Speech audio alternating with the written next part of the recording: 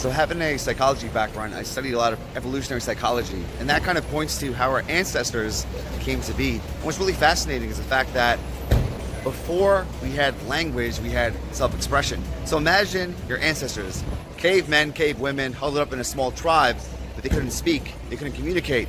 And what do? What is the best way of communication? Through emotion.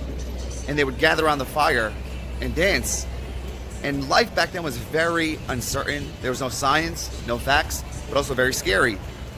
Poor woman would give birth to a child, and all of a sudden, after 3 months, it would pass away.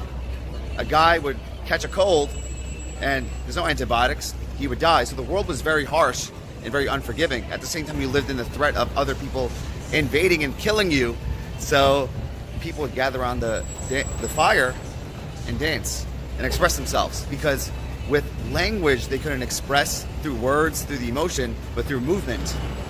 And that's why movement's so key. And that's why right now, being in front of the laptops, in front of your phones and social media is taking you away from that primal movement. So it is something within our DNA to move, whether it's dancing, self-expression, yoga, exercise. And I truly feel that if you move every single day, you'll make a tremendous difference on your life, your well-being, but also your self-expression, your stress relief. And look back at our ancestors. There's no excuse to dance, to move. It's our most primal way of existing.